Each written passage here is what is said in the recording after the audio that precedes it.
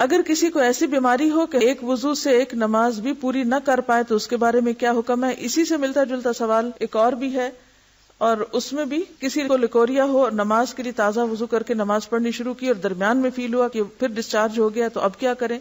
تو اس میں حکم یہ ہے کہ ایک دفعہ ایک وضو سے نماز آپ شروع کریں، کیونکہ یہ آپ کے کنٹرول میں نہیں ہے، اور ہر نماز کے لیے نیا وضو کر لیں۔ مستقل بیماری کی وجہ سے مکمل پاکیزگی ممکن نہ ہو تو اسی حالت میں نماز ادا کرنا چاہیے، البتہ ایسی صورت میں ہر نماز کے لیے نیا وضو کرنا ضروری ہے۔ اس مستقل بیماری میں پھر کیا آتا ہے؟ استحاضہ بھی آ جاتا ہے۔ محض شک سے وضو نہیں ٹوٹتا۔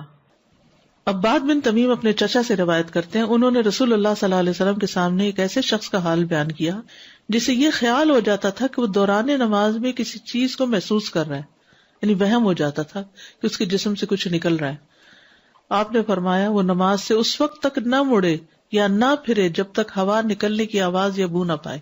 یہ وہمی انسان کے لیے، عام حالات میں انسان کو جب ہوا نکلتی ہے تو پتہ چل ہی جاتا ہے، تو وہ عام اس کو نہ لے، یعنی محض شک کی بنیاد پر یا وہم کی بنیاد پر یا جسم میں ایسے ہی کوئی سرسراہٹ ہوئی ہے اس کی بنیاد پر وہ یہ نہ سمجھے کہ اس کا وضو چلا گیا ہے جب تک کہ واضح علامت نہ ہو۔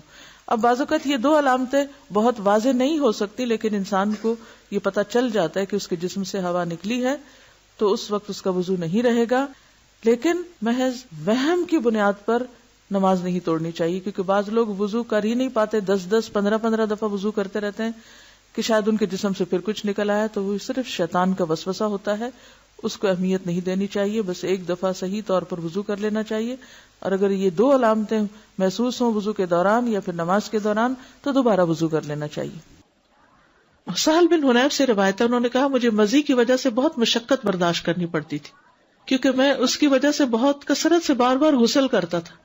ہر دفعہ جب کوئی ایموشنل ایسا فیلنگ آئی اور اس سے جسم سے کچھ پانی نکلا تو میں پھر نہانے لگ جاتا، پھر نہاتا، تو بڑی مشکل میں تھا۔ تو میں نے رسول اللہ صلی اللہ علیہ وسلم سے دریافت کیا تو آپ نے فرمایا تجھے اس سے وضو کافی ہے۔ میں نے کہا اللہ کے رسول جو میرے کپڑے کو لگ جائے میں اس کا کیا کروں؟ فرمایا تجھے پانی کا ایک چلو کافی ہے، جہاں تیرا خیال ہے کہ وہ تیرے کپڑے کو لگ گئی ہے وہاں چلو بھر کے چھڑک دو، بس، ہر وقت استنجے کی بھی ضرورت نہیں۔ اس میں آپ دیکھیے کہ وضو ٹوٹنے میں ایک اہم اصول اگر آپ یاد رکھ لیں تو اس میں بہت سے مسئلے حل ہو جائیں، کیونکہ ابھی میں نے اس کا ذکر کیا تو آپ کہیں گے لیکوریا میں کیا ہوتا ہے، تو کبھی کوئی اور بیماری کا نام لے آئیں گے، کبھی بواسیر کی بات کریں گے، کبھی کسی اور چیز کی بات کریں گے، تو ایک اہم اصول ہے کہ سبیلین سے جو کچھ بھی نکلتا ہے اس سے وضو ٹوٹ جاتا ہے۔ سبیلین دو راستوں کو کہتے ہیں، یعنی جو یورین کا راستہ ہے یا پخانے کا راستہ ہے اس میں سے کچھ بھی نکلے، چاہے وہ خون نکلے، چاہے وہ پانی نکلے، چاہے وہ چپکتا ہوا پانی ہو، چاہے وہ لیکوریا کہیں اس کو، کوئی بھی نام آپ اس کو دیں، یا ایون ہوا خارج ہو، تو اس سے وضو ٹوٹ جاتا ہے۔ یہ ایک اہم ترین اصول ہے، اگر آپ کو یہ یاد رہے تو پھر ہر ایک نئے نام کے ساتھ کچھ سوال کرنے کی ضرورت پیش نہیں آئے گی۔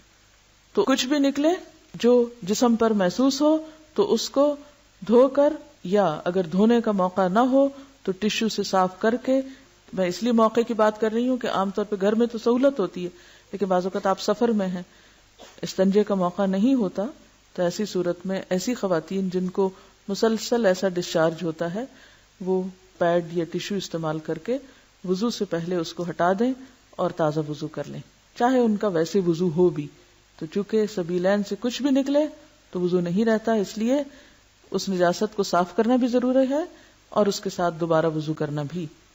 وضو کے بغیر نماز قبول نہیں کی جاتی۔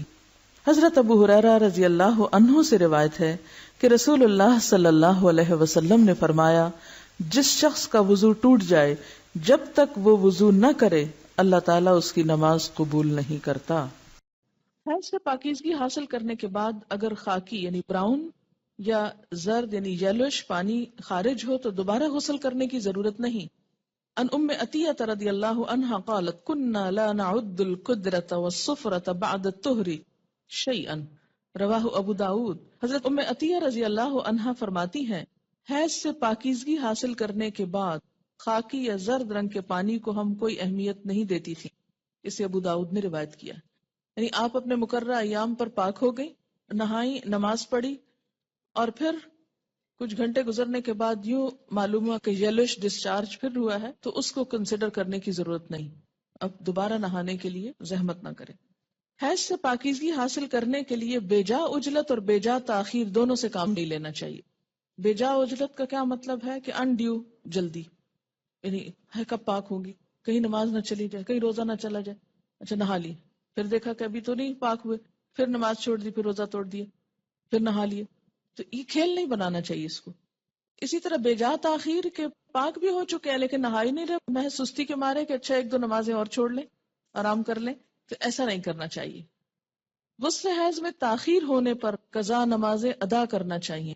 یعنی اگر کسی وجہ سے پانی ختم ہے، پانی نہیں ہے، یا کئی سفر کی حالت میں ہے کہ ٹائم پہ نہیں پہنچے آپ کہ نہا سکیں، یا کوئی وجہ بن گئی، یعنی جان بوجھ کے نہیں ہو گیا ایسے، تو پھر کیا ہے، جب نہا چکے تو پچھلی نماز لوٹائیں.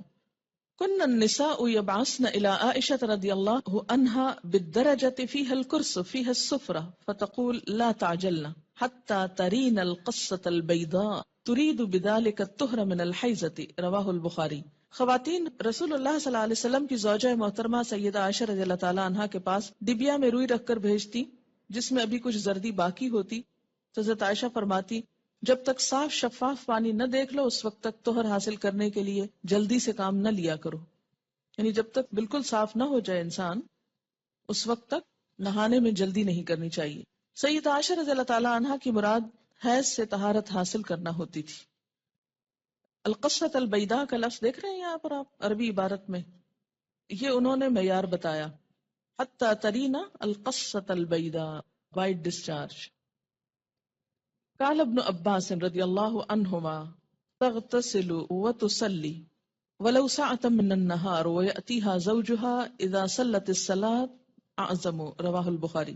حضرت عبداللہ بن عباس رضی اللہ تعالی عنہما فرماتے، یہ دونوں آپ صحابیوں کے فتوے ہیں کہ مستحاضہ حسب عادت ایام حیض کے بعد غسل کر کے نماز پڑھے. مستحاضہ کون ہوتی؟ حیض کے علاوہ جو بلیڈنگ ہوتی ہے بیماری کے طور پر وہ استحاضہ کہلاتی ہے، یعنی سارا مہینہ سپاٹنگ ہوتی رہتی. تو اس میں کیا ہے کہ جو حیض کے ایام ہیں جن میں بلیڈنگ فرق ہو جاتی ہے، مثلا تھکنس ہے یا اس کی اور علامات معلوم ہوتی ہیں، یا اس بیماری کے شروع ہونے سے پہلے ایام حیض کی جو ڈیٹس تھیں یا جو عادت تھی اس کے مطابق نہا لے اور باقی دنوں میں نماز پڑھتی رہے خواہ سپاٹنگ ہوتی ہے. حضرت عبداللہ بن عباس فرماتے ہیں کہ مستحاضہ غسل کر کے نماز پڑھے خواہ ان کی ایک گھڑی باقی ہو، مثلاً سورج غروب ہونے میں 5 منٹ ہے اور اب وہ نہا کر نکلی تو پڑھے اثر. جب عورت نماز ادا کر چکے تو پھر شوہر اپنی بیوی سے صحبت کر سکتا ہے کیونکہ نماز افضل ہے، اسے بخاری نے روایت کیا ہے. حائضہ پاکیزگی کی حالت میں جس نماز کے اول یا آخر وقت میں سے ایک مکمل رکعت ادا کرنے کا وقت پالے اس وقت کی قضا نماز اسے ادا کرنی چاہیے. مثلاً ظہر کی اذان ہو چکی، آدھا گھنٹہ گزر گیا، آپ نماز پڑھنے جا رہے تھے، پتہ چلا پیریڈز ہو گئے، اب نماز تو نہیں پڑھ سکتے، لیکن چونکہ وقت نماز کا داخل ہو چکا تھا اس لیے یہ نماز آپ کی ذمہ ہو گئی. اب جب آپ پاک ہوں گے تو یہ نماز دہرائیں گے. یہ پتہ ہے آپ کو پہلے سے؟ یہ دیکھیں اکثریت نہیں بول رہی ہے. اس سے اندازہ کریں کہ ہم اپنے دین کے فرائض کو کس حد تک جانتے ہیں اور ہمارے بڑوں نے ہم کو کیا بتایا. اور اگر ایسی باتیں کلاس میں کی جائیں تو پھر یہ شرم و حیا کے خلاف. دیکھیں کہ یہ مسائل پڑھائے اس لیے جاتے ہیں کہ انسان فرائض میں کوتاہی نہ کرے، کیونکہ فرائض کی پوچھ ہے قیامت کے دن.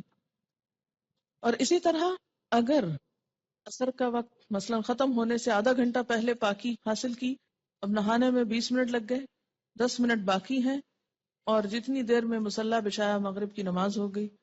بعض اوقات ایسا نا سردی ہوتی ہے، دروازے بند کرتے جائے نماز بچھاتے کرتے ٹائم ہو جاتا ہے،